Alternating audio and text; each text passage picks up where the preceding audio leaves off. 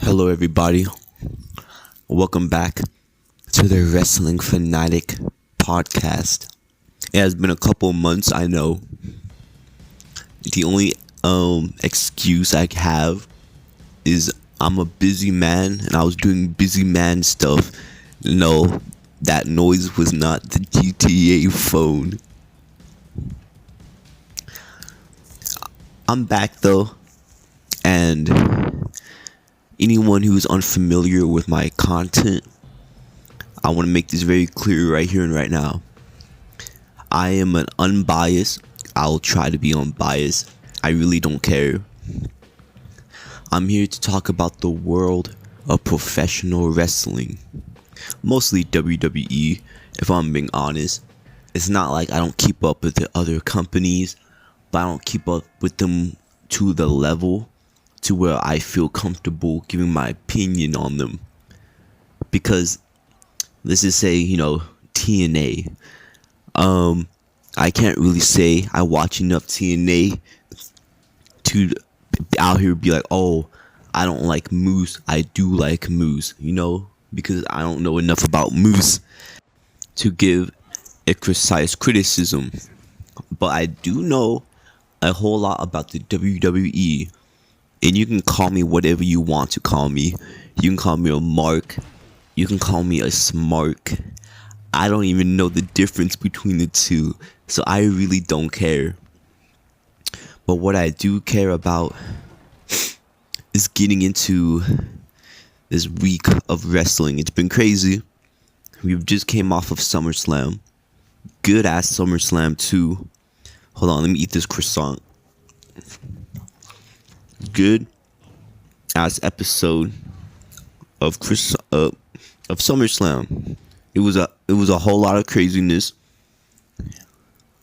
I will say it was pretty predictable, but not unpredictable like where it's like annoying, but you had a feeling who was gonna win, but the way it was executed was still unpredictable, if that makes sense.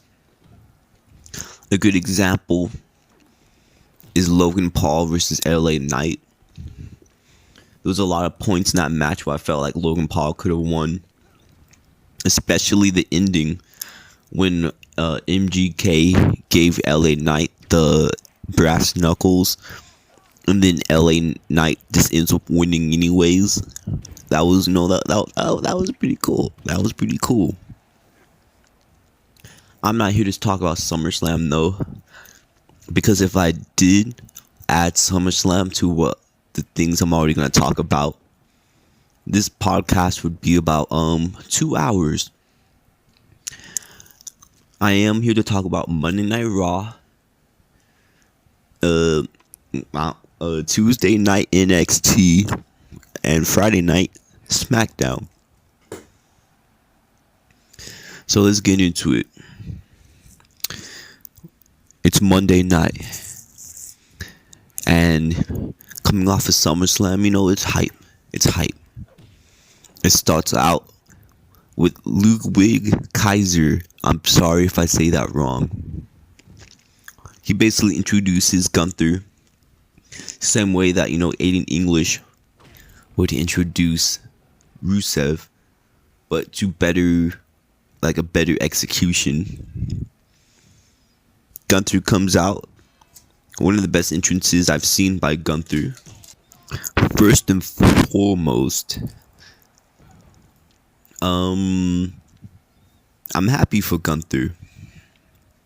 Seeing the crazy transformation he has made coming from being Walter, it's not much of a change. He's like exactly the same person, but just health-wise, how he looks, aesthetics, and the fact that people haven't really turned their back on him, and he's been able to reach the success that he has.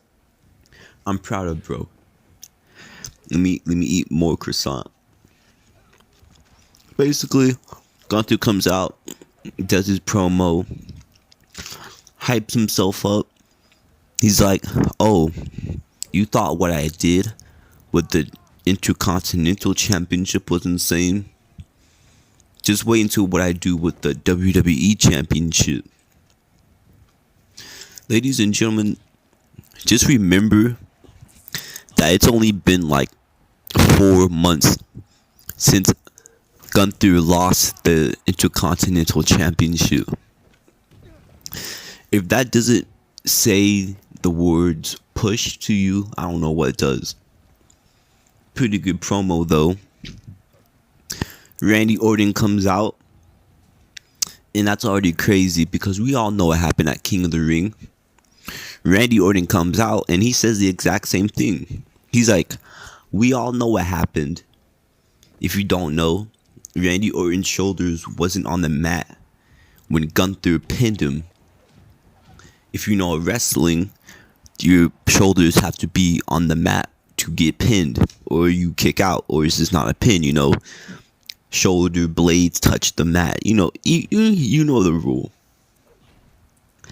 So Randy's like, why don't you just face me then for the championship since you never beat me? Gunther's like, okay, bet. So at Bash in Berlin, we are getting Randy Orton versus Gunther. It's gonna be a heat match. Duh. It's like, no shit. This is good journalism. Wow. I mean, of course, Gunther's not gonna lose it. What do I have to say about this match coming up?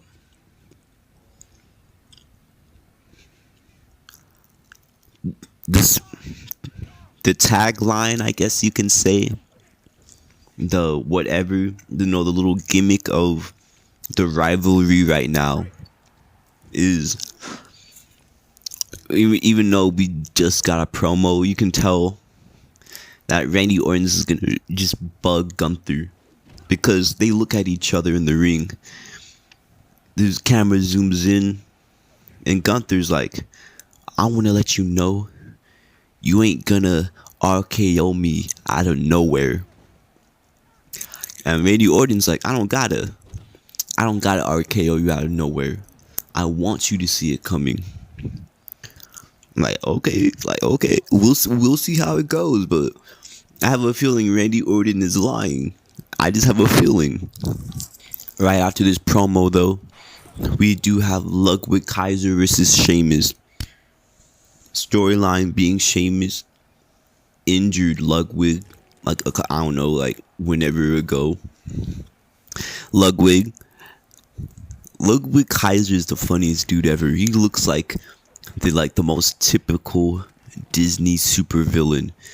Not even like the supervillain, like the weak little sidekick of the supervillain. Even that's kind of what he is. It was a pretty heat match, honestly. Sheamus jumps off the top rope during this match. Sheamus, you do not gotta be doing all this, for real. Ludwig Kaiser is getting his ass beat so much that he does the little fake injury angle. He goes outside the ring. He's like, shit, my ribs. Not my ribs. And then he just jumps Sheamus. So that's how he gets the offense in. Sheamus, of course, it's Sheamus, so he doesn't really get beat up that much. Sheamus is outside the ring and Pete Dunne goes to attack him. No. Sheamus ducks because Pete Dunne goes to hit him with a shillelagh. And then he goes inside the ring, pins Ludwig. Low key, I'm not the booker. And Triple H knows about 6,000 times more wrestling than me. I would have just had Pete Dunne, hit Sheamus with the shillelagh and then had him lose. Give, Ludwig, just a little bit. But, to be fair, we're also trying to hype up Sheamus versus Pete Dunne, which is eventually going to come. So this was technically the right call. I don't even know why I mentioned that, because I just fucking counteracted. I suck at this. This is move on, okay? At SummerSlam, Damian Priest basically got kicked out of Judgment Day. Rhea Ripley we all know that Rhea Ripley's gonna help Damian, so we all knew that Judgment Day, it was basically over the original Judgment Day, because when Judgment Day started, it was Edge, Damian, and Rhea, and then Finn took over, and then took over again. Damian Priest comes out, and he does a really good babyface promo. Super over, super like believable. Like if Damian Priest was like, "I'm gonna kick your ass," you would be like, "Oh shit, this dude's gonna kick my ass." Basically, once again, he just does his babyface promo. He says he's gonna get his hands on Finn. Fans are just eating this up. Finn Balor goes on screen. He's like, Damian, look, it's me on the screen. You turned your back on us, Damian. We told you there was gonna be no leaders. There's gonna be no egos. And you made yourself the leader. And look at this photograph. No, like that's literally what he did. He put a photograph up on the screen, and it was basically to remind Damian of when Damian betrayed him. He was like, look at this photograph. The camera zooms out, and he says, this is the new Judgment Day. Carlito, JD Dummy, and Dominic and Liv. Damian's like, ayo, grow some balls and come and fight me. And Finn's like, no, but JD McDuggan will. He's like, no, I don't fight you. But JD will. JD, right, JD? Okay, yeah. So later tonight, we get JD McDuggan versus Damian Priest. After that, we had Shayna Baszler versus, oh my god, y'all gonna hate me, Laria Valkyria, okay, versus her. I really thought I was gonna say that wrong. It'd be what it'd be though. I think I got it right. The crowd has this new thing with Laria where they chant "woo" after, like, it was basically just part of her theme song. So she's already over. She already has her thing going for her. That's pretty dope. It's an alright match. It's not really much. It's a really quick match. There's a lot of early offense from Shayna.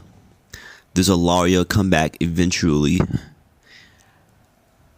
There's a distraction on the outside by Zoe Stark, and Laria does like the little baseball slide through one of the the ropes, and Shayna catches her for the little headlock she does, and Laria just fucking does her finisher. She just does her finisher, but before the ref can count to 3, the other 2 goons come and break it up.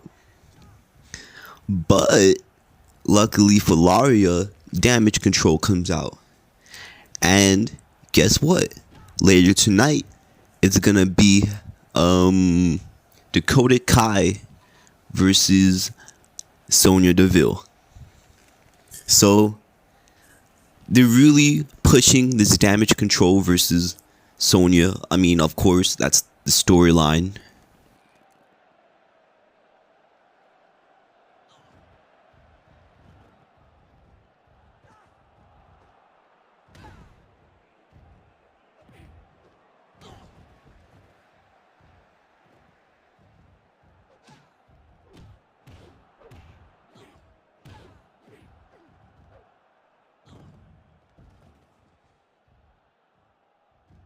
It would be cooler if there was like longer brawls between the two, just something a little bit more flashier. But I guess we're just gonna save it for the main match that they're gonna eventually have down the line, which I am looking forward to. There would eventually be a Karrion Kross promo, and it's like every other Karrion Kross promo, a little bit of like, ooh, I'm so scary and I'm gonna hurt people. Xavier Woods, you should have joined us. You should have joined us. Now I'm gonna beat you up. I'm gonna beat you up, Xavier. And then the camera cuts. Maxine and Ivel have a backstage. Ivel and okay, let's do this again. Maxine Dupree and Ivy Nile have a backstage promo. Ivy has been ducking the Alpha Academy. Chad Gable comes in and it's like, "Hey yo, leave Ivy alone." Brushes her off to the side. He's even like, "Y'all can keep the name. I don't want nothing to do with y'all no more." So Chad Gable is still an asshole. CM Punk comes out. They announce CM Punk right before the couple of promos. So when it cuts back to the arena, the fans are already chanting CM Punk. Like, that's funny. That's great.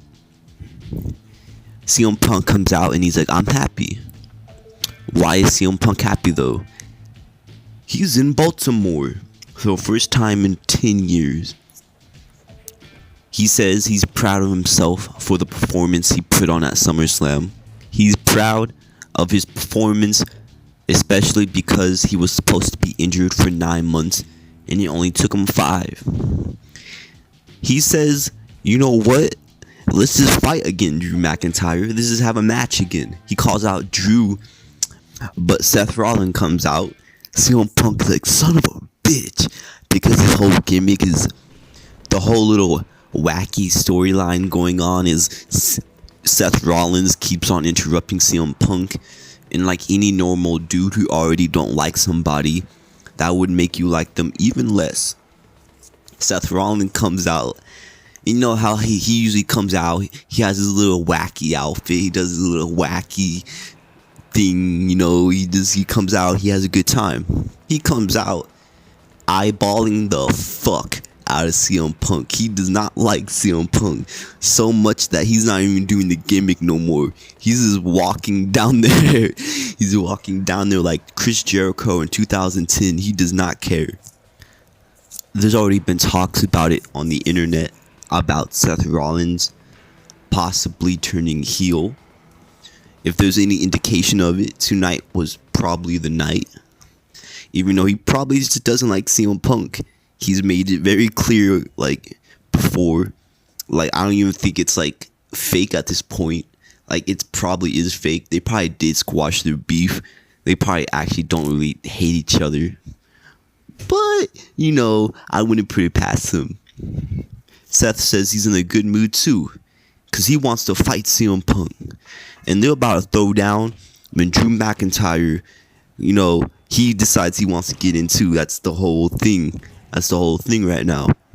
He makes his way from the crowd.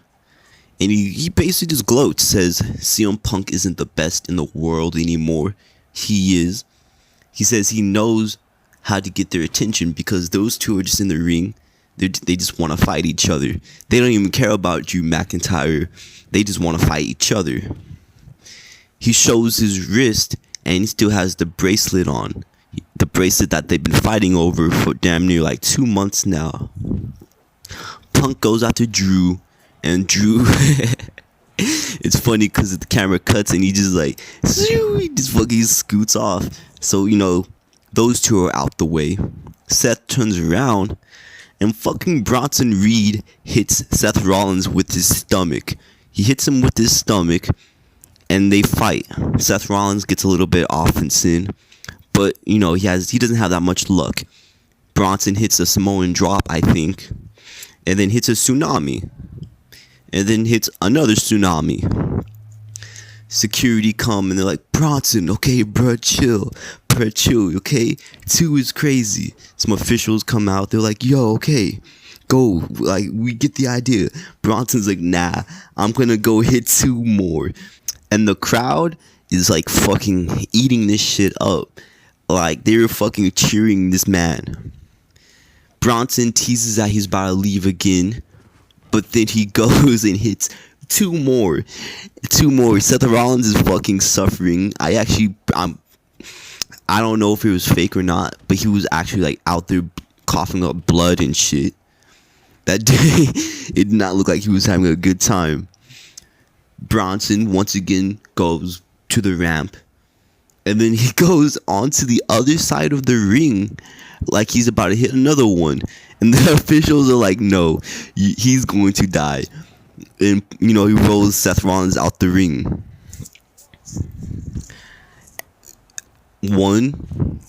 This was excellently done because that move already does look insane. Seth Rollins is out on injury. So, look, I don't know if he was already just going to leave and he wanted to put over Bronson Reed as like his little act of like kindness before he went out. Because Seth Rollins, from what I remember, has been injured for like the longest time. As his fucking back has been like injured for like damn near years now. He's been suffering with back problems for like years now. He literally wrestled at WrestleMania with like his knee torn out. So like Seth Rollins, like I hope he gets all the time to recover. Bronson Reed, I'm happy he's getting all this publicity because he's cool, like he does a lot of cool stuff. Man can do a moonsault, and he looks like Bronson Reed. Like that's pretty impressive. This was a crazy angle. Crowd ate it up. After that, we would have the New Day versus the Authors of Pain.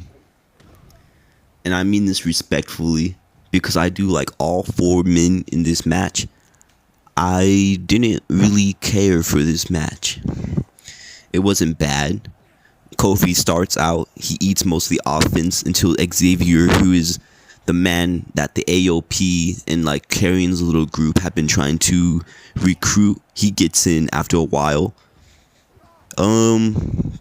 He gets his little offense in, does his little Xavier Woods comeback until Karrion knocks him off of the top rope and the AOT take over. But that's when Odyssey Jones comes out. Odyssey Jones, yeah, I said that. Odyssey Jones, the dude who was drafted to Raw, and then people forgot about him because he didn't do nothing, so they draft him again to Raw, and then didn't do nothing with him, and now he's here though. He's here. And he basically helps take out Karrion off the distraction. The New Day did end up winning, but AOP, apparently they don't know that Odyssey Jones is outside the ring, so they just keep on beating up Xavier until Odyssey comes in and wipes out the AOP, does a double sidewalk slam. I don't think I've ever seen that before in my whole life, but he does it to both members, and I just gotta say it's about fucking time, because Odyssey Jones is dope as hell. He has one of the coolest theme songs. I know it's not all about theme songs, but it is, and I'm just happy he's finally here. JD Blockhead is on the TV screen. He talks about Finn Balor's betrayal. He's like, Damian Priest, you should have seen your face when you looked up at the Titantron. You've never liked me, Damian, but now I'm in the Judgment Day, and tonight's gonna be your Judgment Day. That's not what he said, but it's basically what he said. Austin and Grayson Waller go against the Awesome Truth, but before the match could even start, they get interrupted by the New Day and OJ.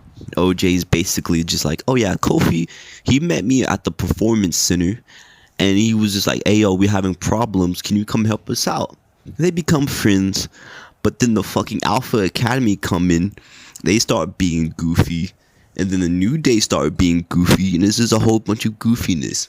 I didn't mind it though. Shit, goofy is funny. We end up cutting back, and Awesome Truth takes down, what's their stupid name? A-Town Down Under, because it's like Austin, no, A-Town Down, and Grayson Waller's from Australia, A-Town Down Under. Get it? Not even a bad match though. I don't I don't know what the fuck I don't know what the crowd in Baltimore had in them, but they loved everything. They cheered for everything, even this match. So shit, and I'm not even gonna blame them because it was actually a really good match. Both of these teams have a good amount of chemistry. This man, The Miz, as a babyface, I never thought I'd say this in my life, but he is doing a good job right now. It's way more organic than the first time he was the babyface, because the first time it was just like, we all know who this man The Miz is. It didn't really come off as organic, but now he's so tenured and so like well respected by the WWE universe. I can't believe I just said that. You know, we cheer for him. We know he's a little butthead, but we just cheer for him, especially because he's teaming up with R-Truth. R-Truth though, he did a big oopsie. He goes for the attitude adjustment. I love saying that. He goes for the attitude adjustment, but R-Truth's feet knocked The Miz in the head. He goes flying out the ring, and I almost said Aries. Austin Theory hit his finisher on R-Truth, costing them the match. So, if we know about anything about wrestling, hopefully not, but they might break up soon. I think we all know it's probably going to be The Miz. It's really going to suck though. I've been having a good time watching them as a tag team again, but this time as a face. Damian Priest cuts a promo, and he just this promo is funny as fuck. So it's backstage, just like JD's promo, but he's basically he rips into JD's like, no one wanted you in the fucking Judgment Day, and I'm gonna fucking shoot you. Not like literally, because it's like a metaphor, okay? Because Damian Priest is like, you think Finn Balor is out here giving you a match against me because he likes you? Nah, it's so I can get my anger out on you. He thinks my clip is gonna run out of bullets, but I still got enough bullets for you, Finn Balor. And Damian Priest is just like the coolest dude ever, like honestly. Both of them come out. JD comes out with Carlito. Damian comes out by himself. They have a fucking great match. JD is out here fucking selling his ass off. I have so much respect for JD McDonough. You could probably tell him to fucking do a power driver on a table that is on fire, and he will probably do it. JD really ain't get much offense in this match. Carlito distracts Damian Priest, just a couple times. Judgment Day stuff. Eventually, though, all members of the Judgment Day, they just fucking gang up on Damian Priest. Damian Priest would hit a comeback, though, because, shit, it's Damian Priest. Judgment Day, they low-key so he comes back. But, it doesn't work out that well, because when he goes for a razor edge on Finn Balor, Liv Morgan pulls Finn Balor off. They have a little face off, and then Rhea Ripley music hit. She comes down, fucking the speed of lightning, comes down to the ring, catches Liv as she's about to jump over the barricade, and she goes for a razor edge on Liv, which Dominic comes, saves Liv. JD, like the blockhead he is. Okay, I'm gonna stop saying that. That's very rude. But basically, he's still beating up Priest in the ring. Rhea Ripley comes in, headbutts the fuck out of JD. JD turns around, and Damian hits him with a wicked clothesline. Once again, JD selling his fucking ass off, made him look like $1,000,000. It's pretty heat. There's so many ways they can go from here. They could have like Dominic and Liv versus Rhea and Damien and like a max mixed tag team match. They could do whatever. Carlito is great. I want to give a shout out to Carlito because he plays his role hella well. Damage Control is backstage.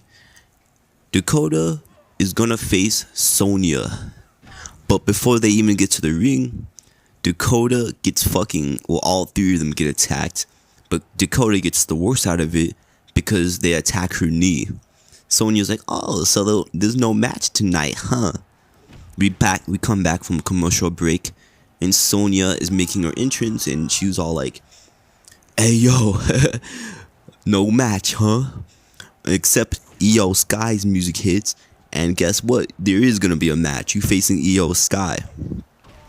It's a pretty even matchup.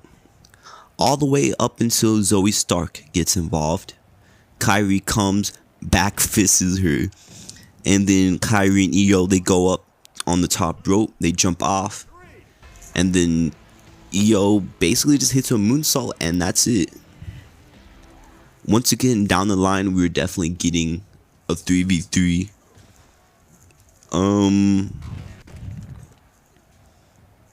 Not much time was given to them, but they did what they had to do. What they could do is, since they attacked Laria Valkyria earlier that evening, they could just have Laria come in for Dakota. So it's Laria, Kyrie, and Io versus Sonya and her stooges. We'll just have to see though. Sammy's backstage dressed like a farmer with Dragunov, and basically they're just hyping each other up. Dragunov is like, hey yo, you finna get that championship. And Sammy's like, you know what, I am, because I have a match against Braun Breaker next week. Crowd pop, yeah. And then Jay Uso comes out, and he's like, I know you finna win, Us. And then after that, we can go after the Judgment Day, and you'll be a double champion. So basically, just a little promotion for what's coming up. The main event, Wyatt 6 versus the Creed brothers. Before the match, there is a promo for Joe Gacy. Basic Wyatt creepy stuff. There was a little promo for the Creed brothers, and they were just like, you guys are trash. These are what real wrestlers look like. They go out to the ring. The Wyatt 6 comes out. They have Bray's old theme song. The entrance isn't much different from the old Wyatt family. They even have the chair, the little lamp, but it works. And if it's not broken, just don't fix it. Basically, they rush to the ring, and the match just starts. The beginning of the match is basically just all three members getting the little gimmicks in. Loomis starts, he's just crawling on the mat.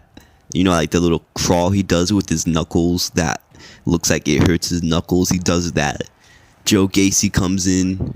He like flips onto the turnbuckle when he's like clotheslined into the turnbuckle, like that one wrestler Jack Gallagher did. Rowan gets tagged in. It's Rowan. He just tosses people, chokeslams people. There's this one move that Dexter Loomis did where he picks up Chad Gable off he's laying down. Chad Gable's laying down. He picks him up off the floor into a little slam. That was pretty cool. Bro and Nikki Cross are just looking on from their ramps. There was this one spot where the Creed brothers would hit 3 moonsaults all simultaneously onto one of the Creeds. That was pretty heat. It does suck that the Wyatt's first match has to be against the Creed brothers and Chad Gable, because they're also equally talented. That I don't like seeing them lose, but at least they had a good match, and it was fun watching.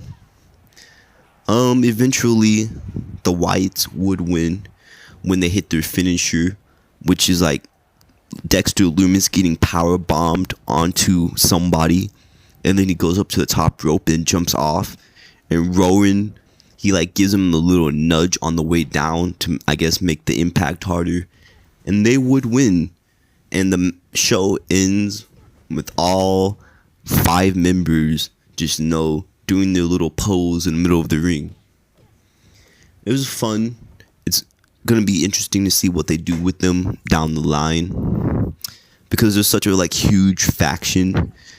They have such a good gimmick going on, and most factions in the WWE right now are heel. So you just really gotta think, like, the Wyatt Six, since they went against heels tonight, the kind of baby faces, right? So, shit, that's a lot of challengers down the line.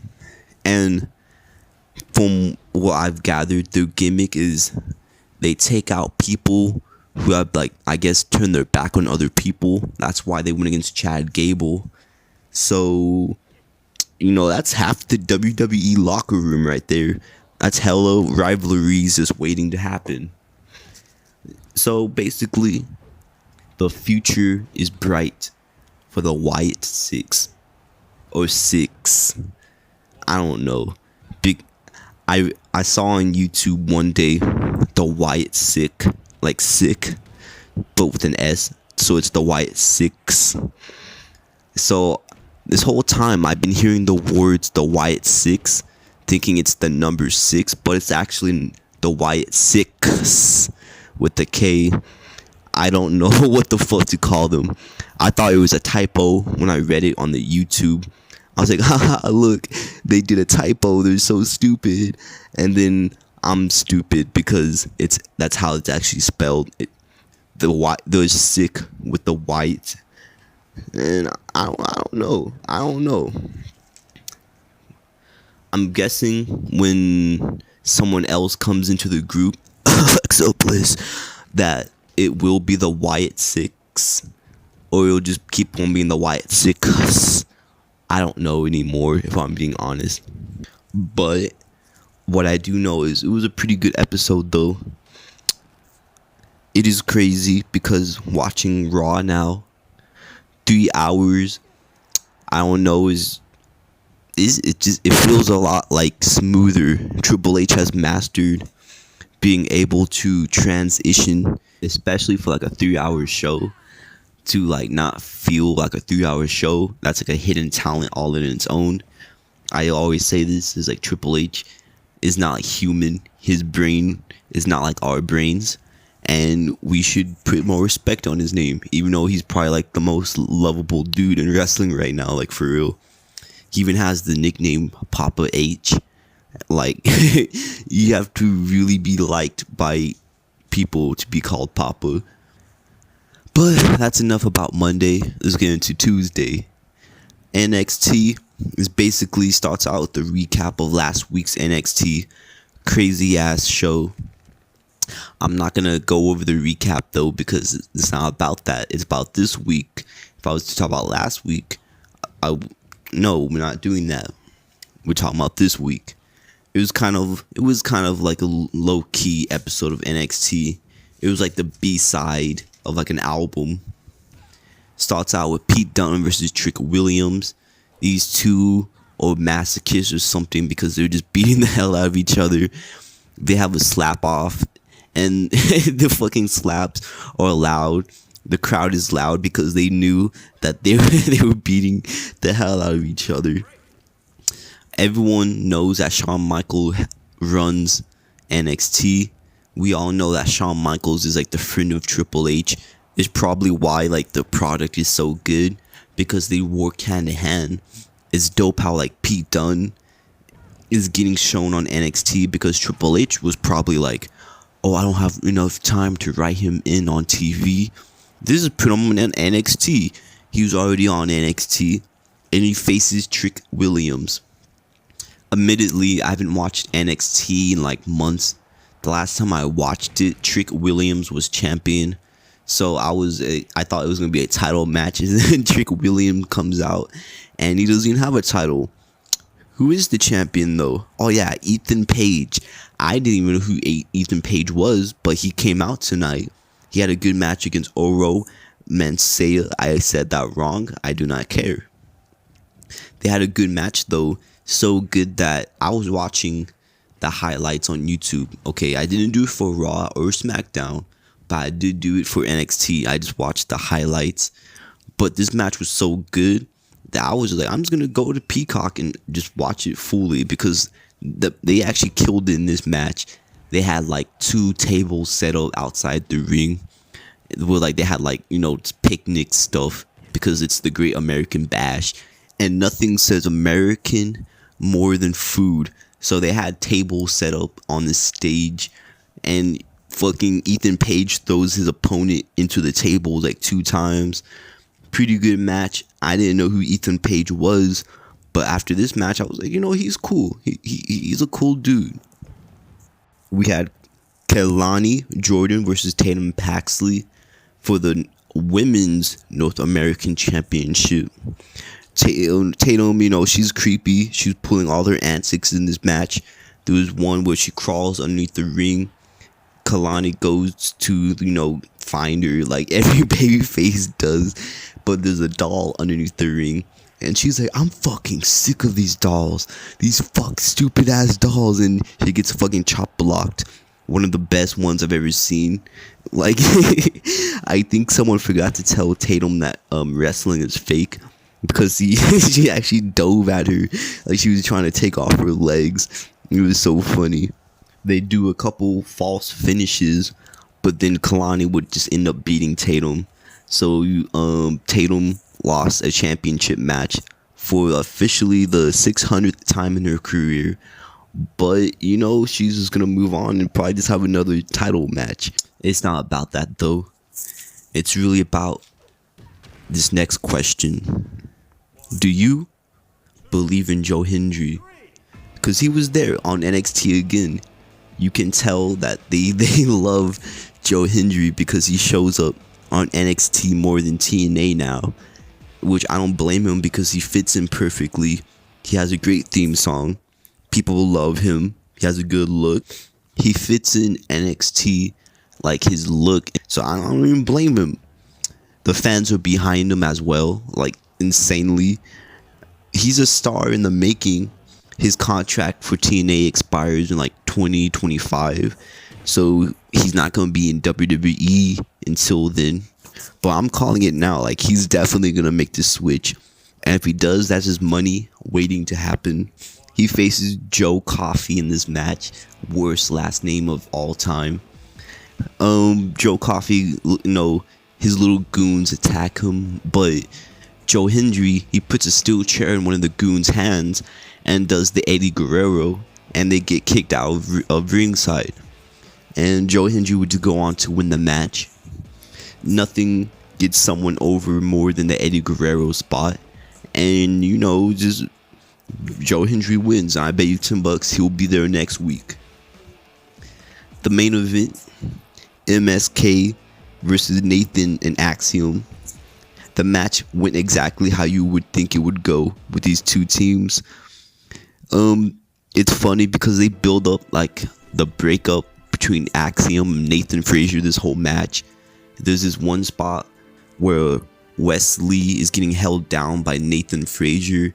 Axiom goes to super kick Wesley, but Wesley ducks it and hits Nathan. They do the false finish, but Nathan kicks out. So this whole match, you'd be thinking like, oh wait, they're gonna do that again, and Nathan is gonna turn on Axiom, or Axiom's gonna turn on Nathan. Psych. No, because Wesley ends up losing because his tag team partner didn't go help him in time. And then after the match, they all hug it out. They're like, no, it's okay, look, we'll do it again. Look, we'll just face them again.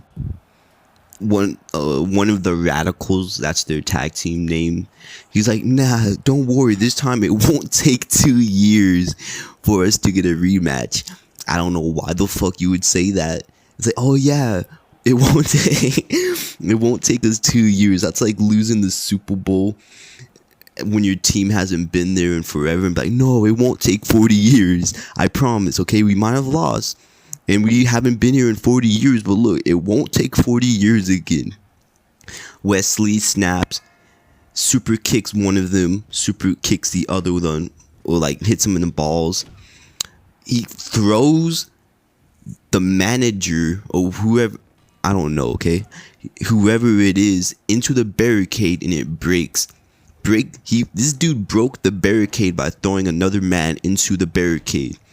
He hits knees into the steel steps. The Radicals, MSK's finished. I'm not gonna lie, I did not have Wesley turning heel part of my 2024 bingo card. I didn't think it was even physically possible for him to turn heel, but I'm excited to see what they do, because it's not gonna be bad. Like, it's not gonna be bad, right? It's not gonna be. They wouldn't do that to Wesley, right? Like, come on. But for real though, pretty good episode though. You know, it's NXT, does what NXT does. It builds people. Everyone looked like a star tonight. I am kind of tired of seeing Tatum Paxley just lose championship matches, but you know, she'll get hers eventually, so it's not even that big of a deal. SmackDown starts, and just like every SmackDown, Cody Rhodes comes out, says he wants to leave everything that happened at SummerSlam behind him. He says, I am done with the bloodline. I have faced the bloodline for the last 2 years. I'm done with it. Understandably, though. Before he can even say anything else, though, Solo Sakai comes out. And, you know, he's just basically just like, I want my rematch. And Cody's like, no, that's not happening. They go to beat Cody up. But guess what? KO comes out. No music or nothing. KO just comes into the ring with chairs. And the Bloodline's like, nah, we're good. We're not going to face them. Because, you know, we bring out the steel chairs. Nah, like, it's not happening. So, you know, we finally got like a happy ending. Cody Rhodes, I know he's getting tired of getting beat up by the Bloodline. He has made a whole career out of it. Kevin Owens is like, okay, I'm happy I could help you. He goes out to the back. And while, you know, before he makes it to the back, he's on the steel steps and Cody's like, wait a minute. I haven't finished my promo yet. I want to face you, Kevin, at Bash in Berlin. And Kevin's like, you know, I appreciate the opportunity, but I don't feel like I've earned it. No one has ever said those words ever in the history of WWE, but Kevin Owens is the first.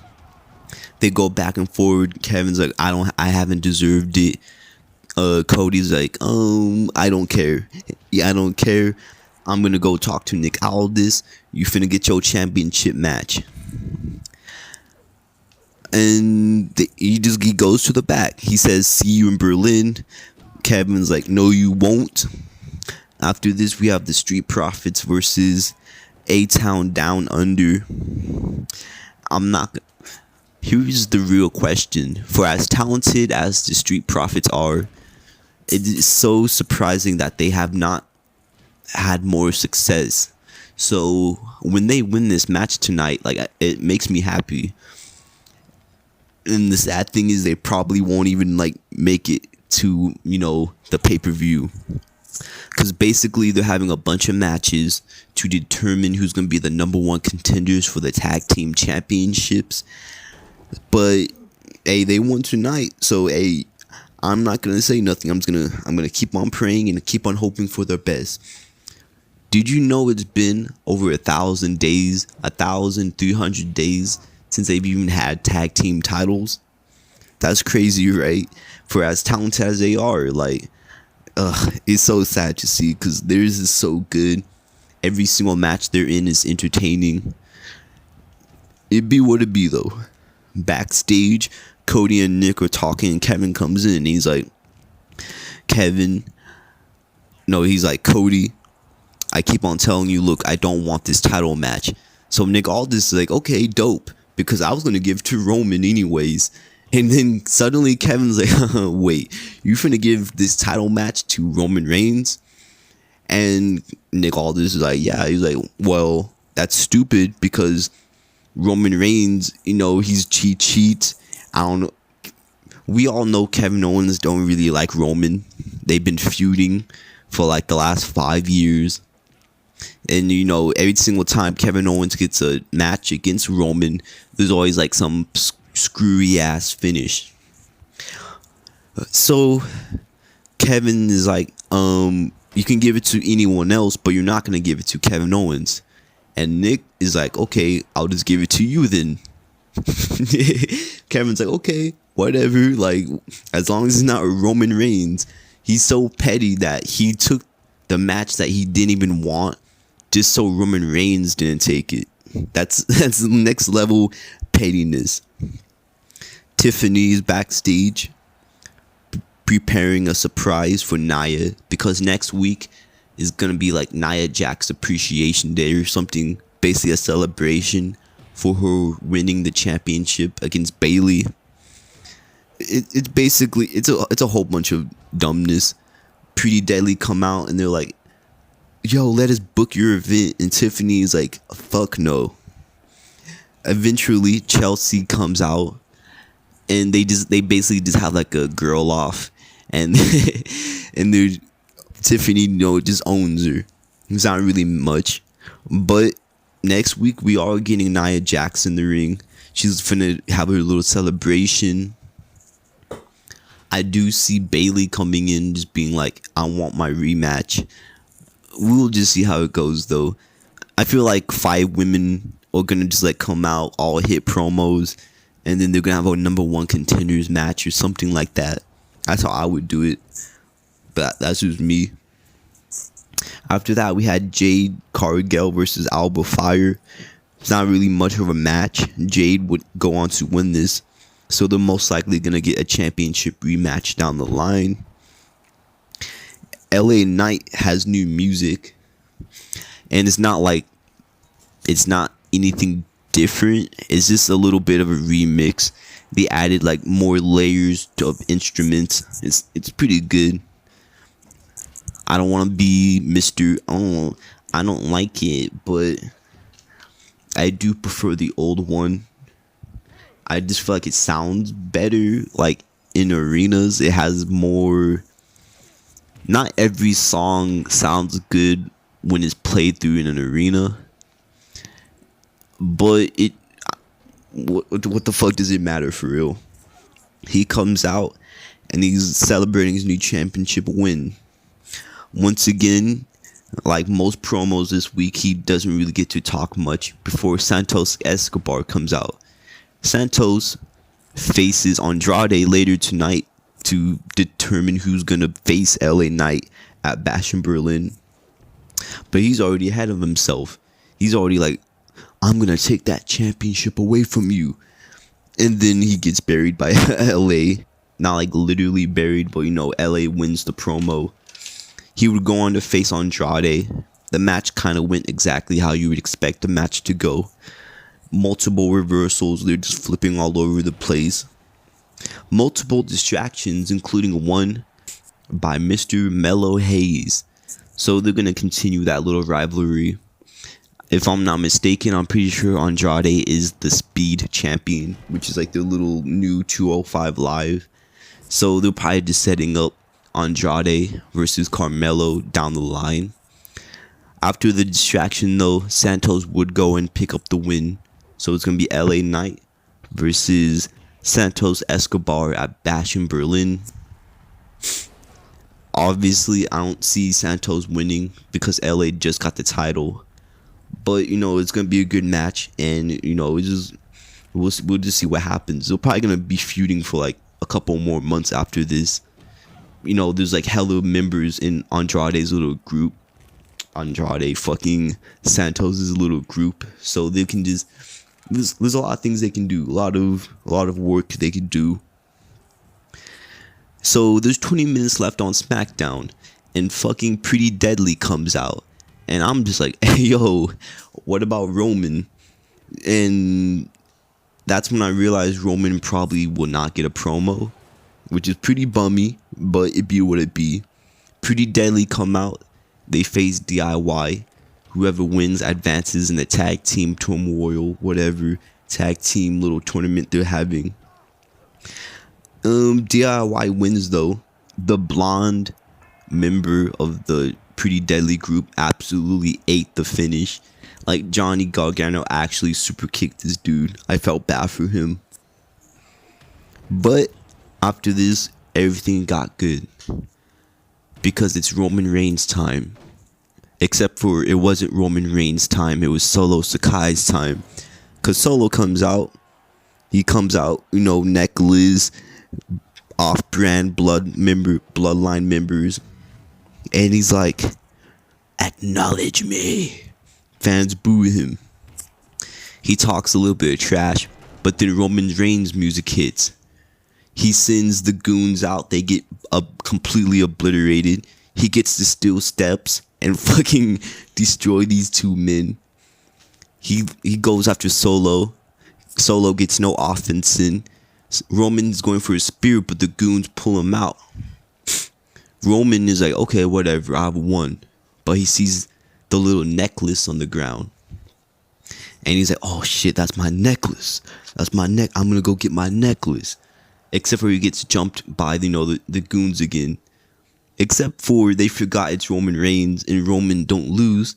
So Roman Reigns, he does the Superman punches. He does a spear to the one with the eye patch.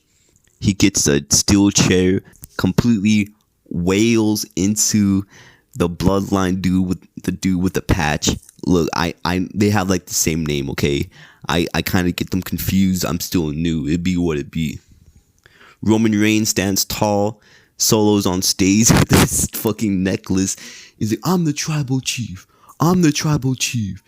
And, SmackDown goes off the air. So, right now, the bloodline is 2-0, or 0-0 against Roman. It's not looking good for them. Roman don't even need backup.